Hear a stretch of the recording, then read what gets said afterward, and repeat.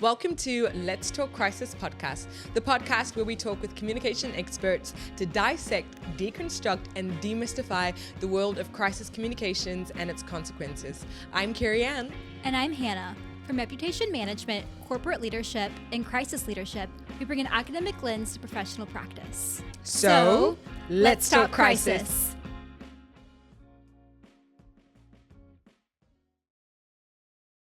All right, welcome to the Let's Talk Crisis podcast. Today we have the privilege of being joined by Dr. Deanna Sellnow, a leading scholar in crisis and risk communication. Dr. Sellnow currently serves as the chair of the communication department at Clemson University and has published extensive research helping organizations communicate during crises, particularly focused on natural disasters, public health, terrorism, and biosecurity. She has worked alongside major organizations, including the CDC, the Department of Homeland Security, and the USDA.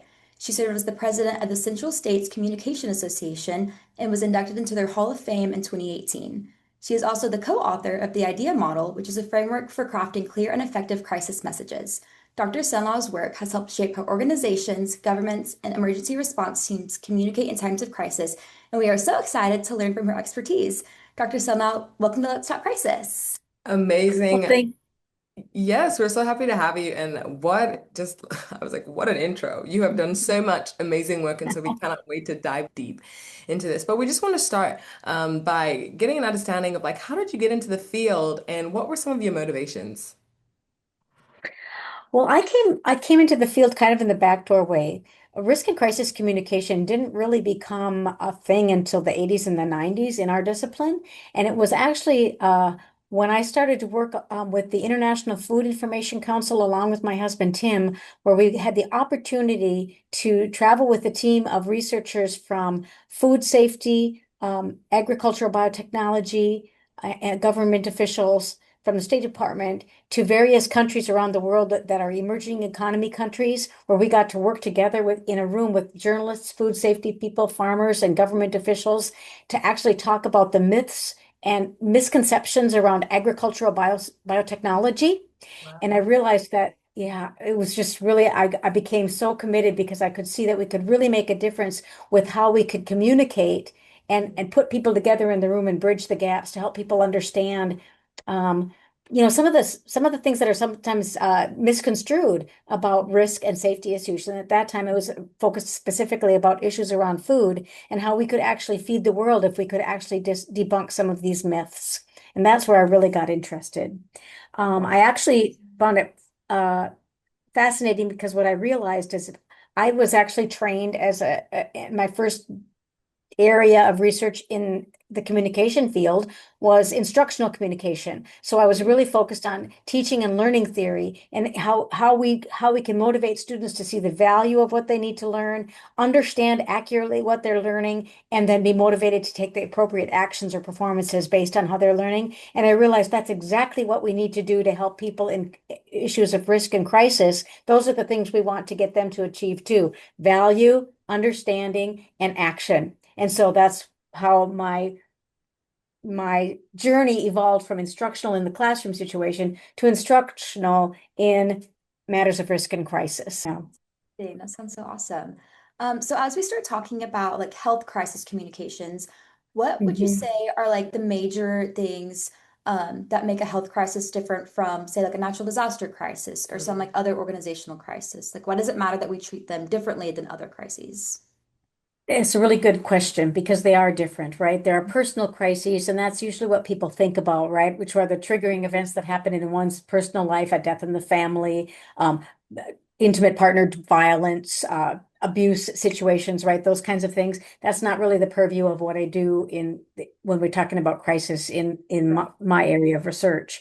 But natural disasters like the mudslides are something that are imposed upon people, and it's actually perhaps even easier to get people to rally around the cause to help one another.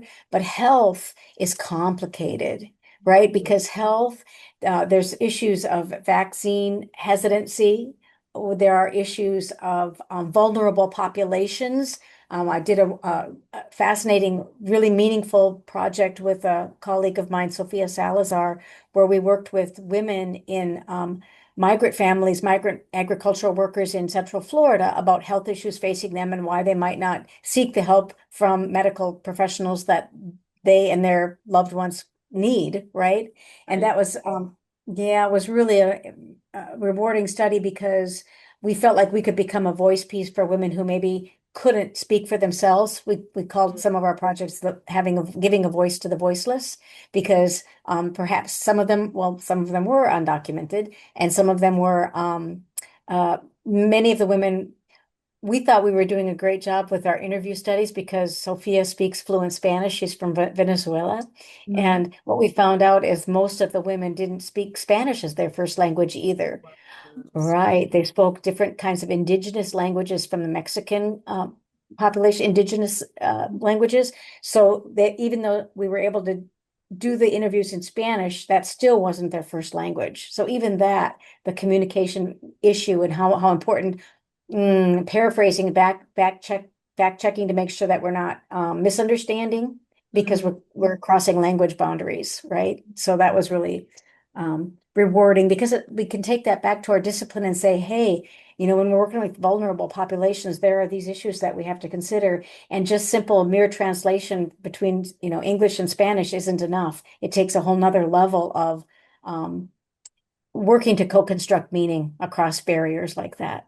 Yeah. Yeah, absolutely. And I Yeah. feel like in a health crisis specifically too, I mean, you're dealing with so many vulnerable populations. Like you have the elderly, children, people with disabilities. So yeah, I think that's really important. Yeah. Yeah, and I was Right. just going to say, it sounds like the work that you're doing requires a lot of listening. And I think that that's something that is really standing out to me as different to other forms of crisis communication in other industries where it's like, this is what we've done, we're sorry, this is the information. But a lot of what you're saying is deep relational, it's relational building, relational management, building Mhm. trust, and listening to the communities that you're serving. And that takes a lot of resources and a lot of manpower, I'm sure. And a lot of time because building trust, listening, understanding the stories, all of that is a precursor to doing anything about actually um, managing the health risk situation or crisis, right? And a lot of people maybe don't take the time to do that trust building work in advance. We worked with the populations in Central Florida for 2 years before we ever did the study, right? Wow. Because yeah, just becoming trusted partners, right? In the situation. Yeah, absolutely. I think that um that's probably one of the things that I think is one of the biggest contributions I'm making to this field right now. In fact, my husband and I have come up with a concept. We call it normatively responsible instructional advocacy. And a lot of times in the argumentation and advocacy research in our field, it's about persuasion. It's like coming in and convincing people to agree with my side of the issue.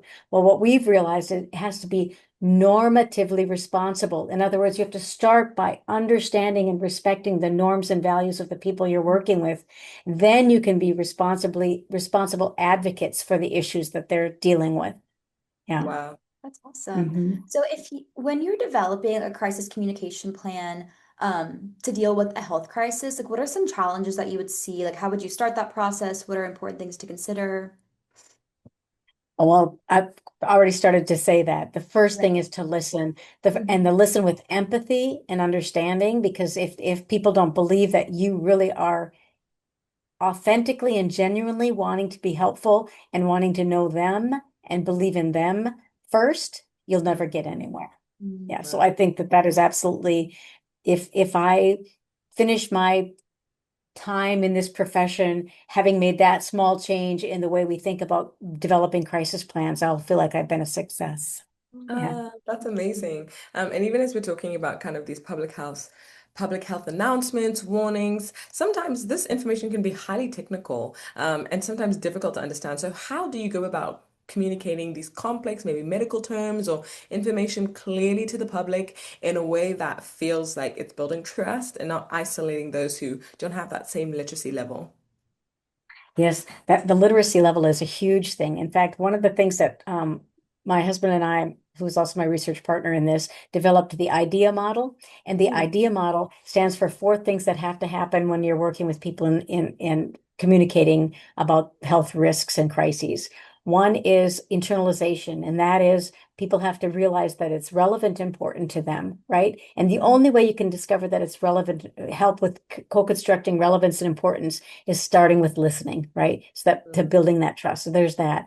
But then the second piece is explanation, right? And explanation is often not intelligible to various literacy levels. And so one of the things that has been really helpful in my research is that when we get partnered up with, for example, on earthquake early warning messaging, we get partnered up with scientists who've been studying seismology for decades, and so everything right. just makes sense to them. But when they try to explain it to me, I'm like, Mm. I don't know what that means. What does a swarm mean? What does that? So I'm able to work with them to translate it to me as a representative of the general public because I'm not a scientist in that area.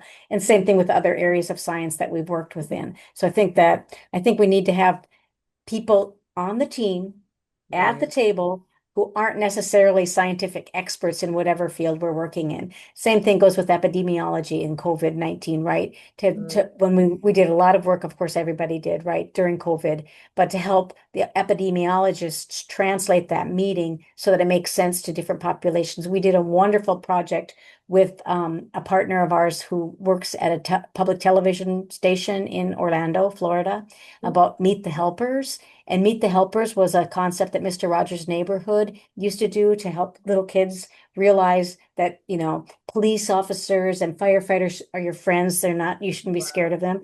So we did a campaign with epidemiologists and with some of the sort of the actions that were being suggested. Mm, What does it mean to a 5-year-old to say that you need to be 6 feet away from somebody to be safe? It means mm, nothing to them, right? But to say the door, show a picture of the door, a doorway, and then the door laying down in front of mm. them.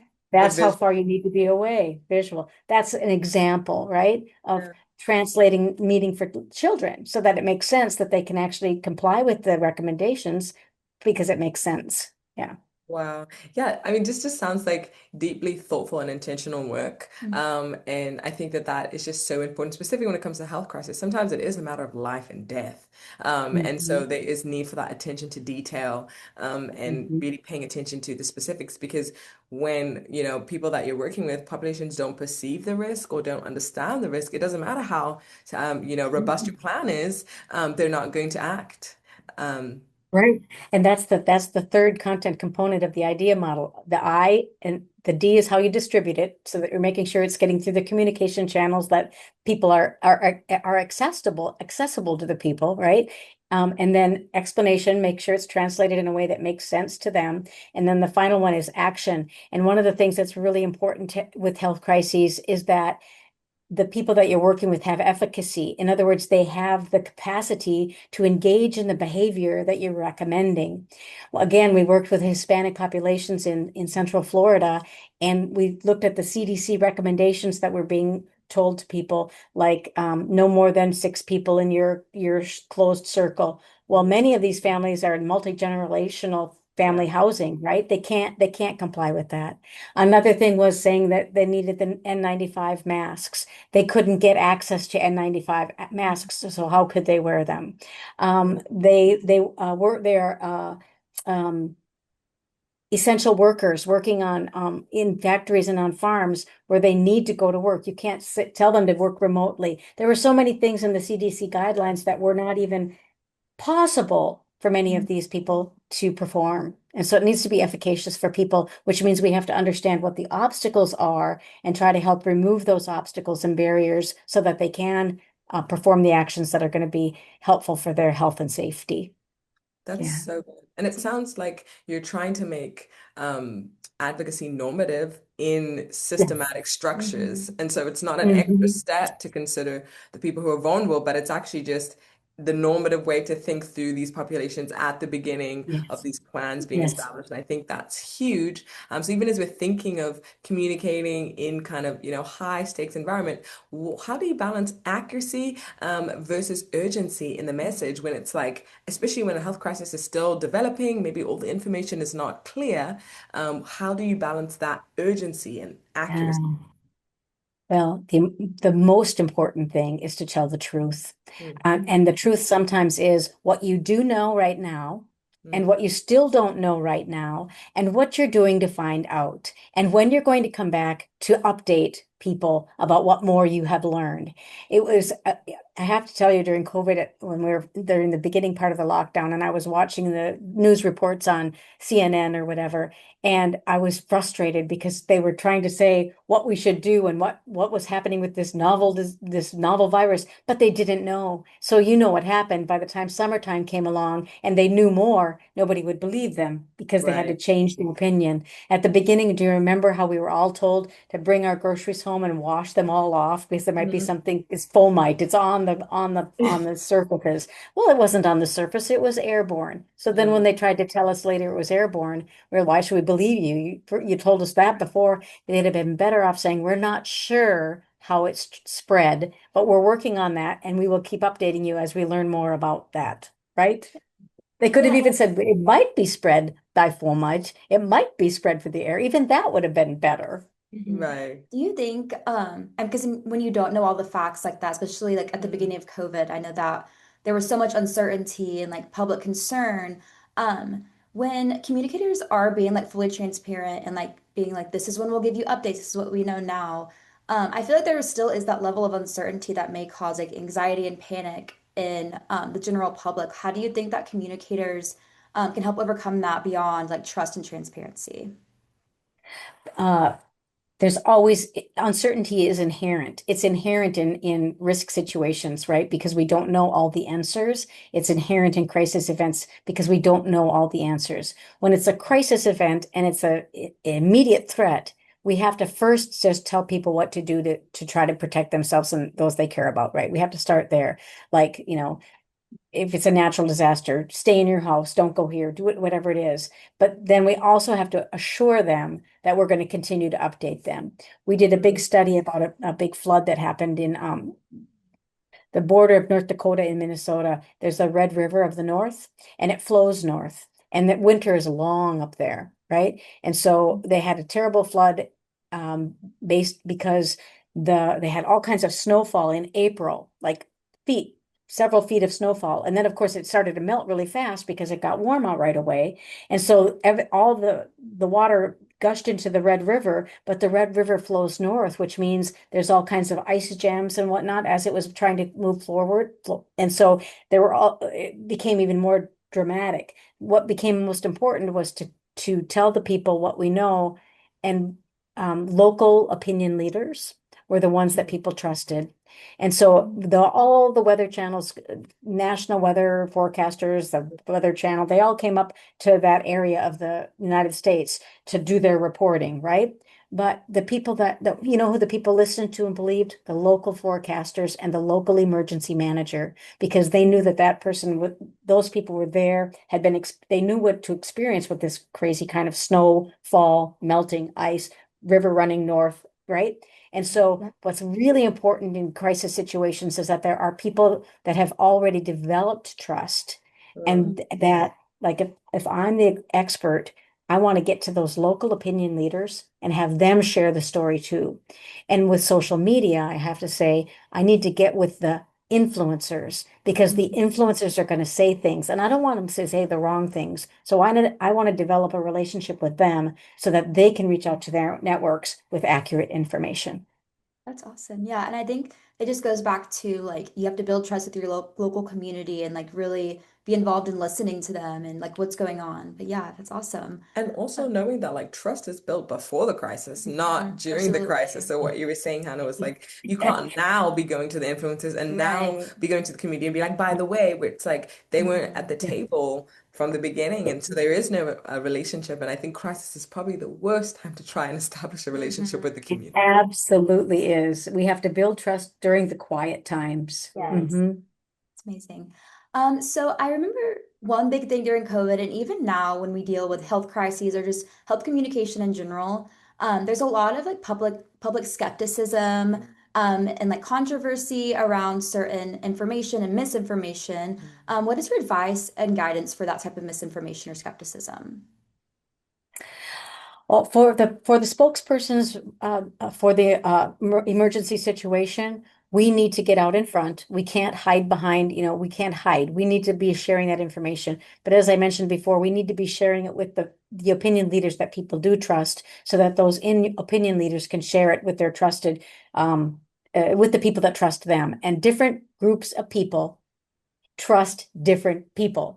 So Right. it is a collective effort, and we cannot achieve it alone. Back in the um, 20 years ago when we were first studying crisis communication, best practices, what we're being told, we were telling people, I hate to say this even, find a spokesperson, have that one spokesperson be the Mhm. person that represents and tells what's going on and what to do. We now know that's not true. We need multiple, Mm. especially with the explosion of social media, we need multiple spokespersons that are communicating among each other and spreading the word.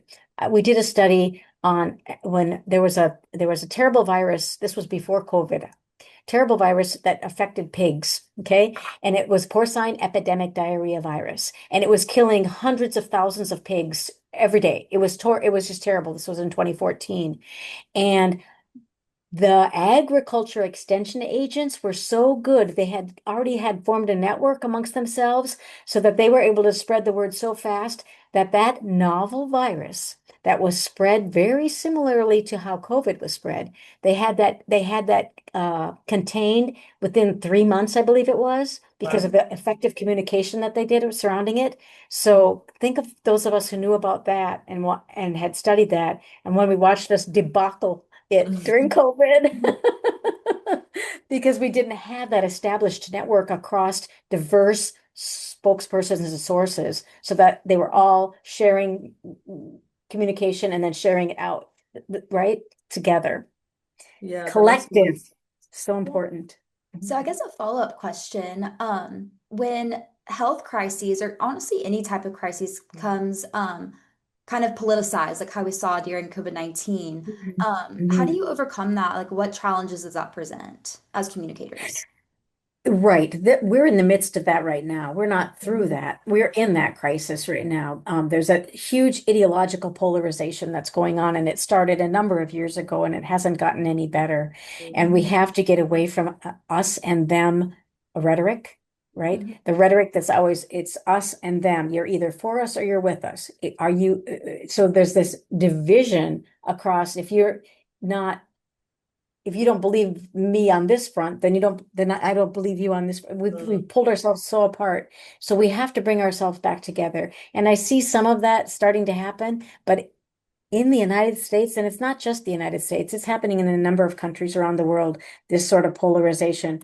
Some of us, as soon as we get a ground flux of people that want to see ourselves as together and collective, and I hope this is okay for me to say, but I think that when we watched what happened in Minneapolis, where how people did quiet protesting in the streets after the deaths of Preddy and um, Alex Preddy and Renee Good. I think that it was no longer in Minneapolis about ideological polarization. It became about collective unity that we want to help our neighbors and we care about our neighbors. And I think that's the kind of thing that's going to shift the tide back to what we've been so proud of being Americans, regardless if we have different perspectives, we're all Americans. And we have to get back to that. But I see hope. I see hope after that. And Yeah, then, yeah, that's so yeah. beautiful, and I'm glad you mentioned that. It kind of links to like some of these ethical challenges that communicators face. It doesn't really matter where you're on the aisle, where you stand. There's an ethical responsibility. And so, what are some of maybe these ideas that guide you, that have guided your work before delivering health-related communication, specifically in more political charged environments, to really stand the line and look at the ethical responsibility over maybe the political side or even what the political backlash could be with you standing on your Mhm. values? Yeah, that's a very good question. I think that for me, one of my philosophical groundings is to find the common ground. I Mm. always want to find the common ground with other people, and I think that's where we need to start. How are we alike? Not how are we different? Where do we agree? Where do we see our commonality? And then we can build from there. And we used to and we'll get back there, as in our country would say, we're Americans. We're all Americans. It doesn't matter. We're all Americans. And when we can get back to that, I think that common ground building is extremely important. And I think for me also, when it comes to crisis and risk, what keeps me going is that, well, Tim likes to say the right words at the right time saves lives. I like to say empower the people. I Mm, always want to empower the people. I don't want to, my goal is always to find people, people in disparate groups who need to just be able to make informed decisions, right?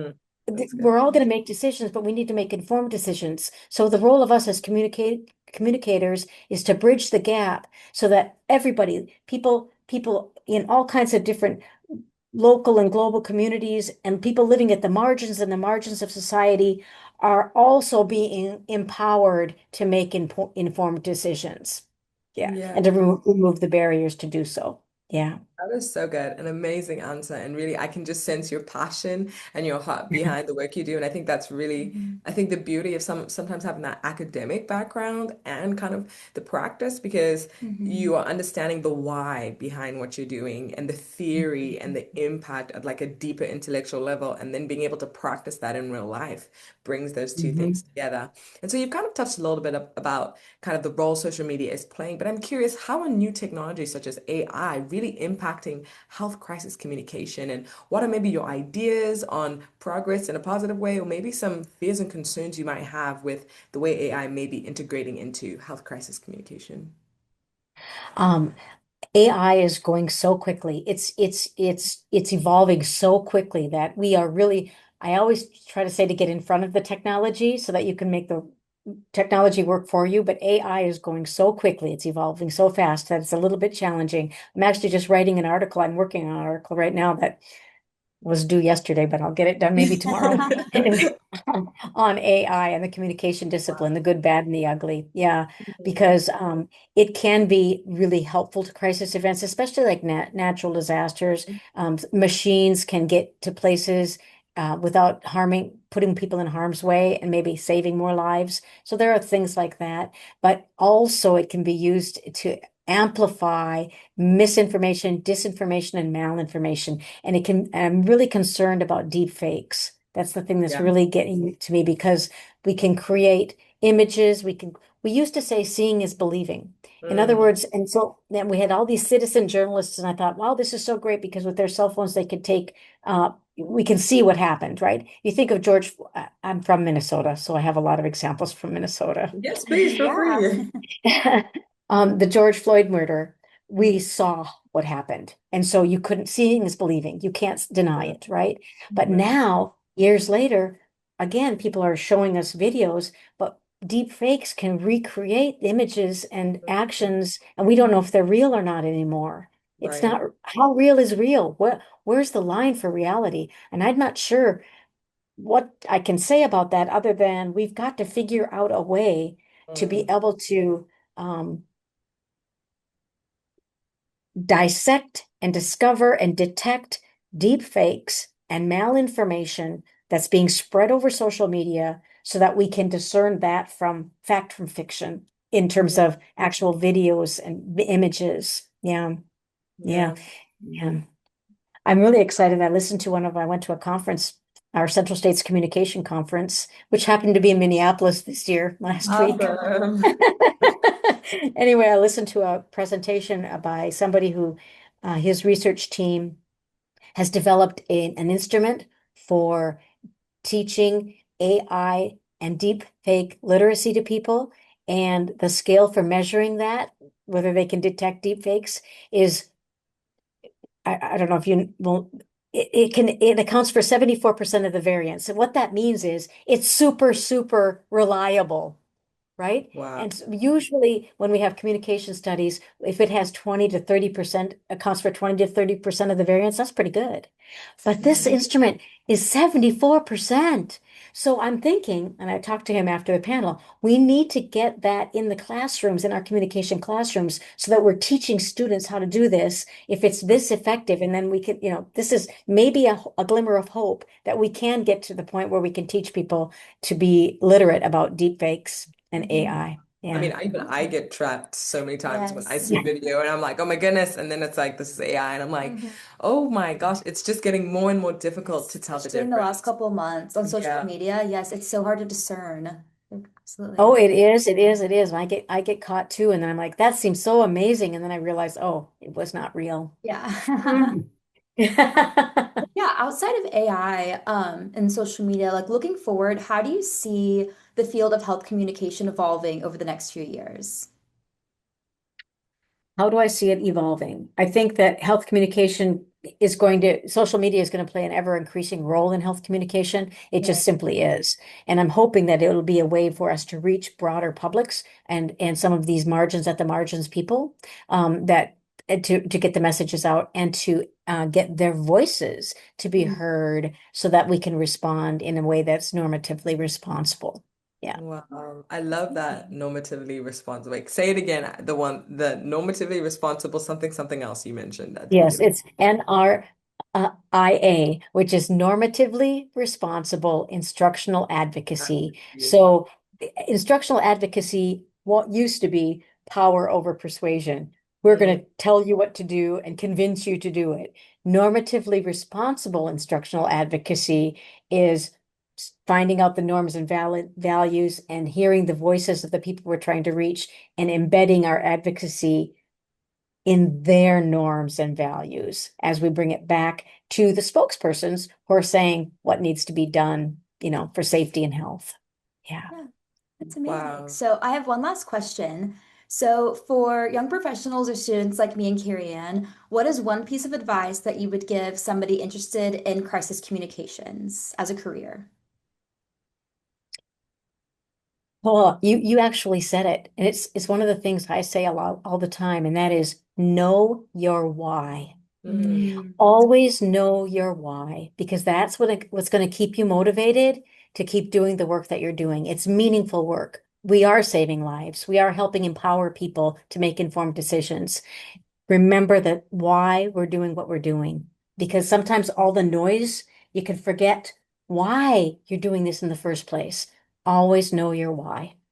It's Amazing. amazing. Thank you so much, Dr. Sellnow. This has Yeah. been an amazing conversation. Your insights have been so valuable and insightful, and we are excited for the work that you'll do to come in the future. So thank you Yes. so much for joining us in today's episode of Let's Talk Crisis, and we look forward to seeing everyone on the next episode. Goodbye. Thank you. Bye.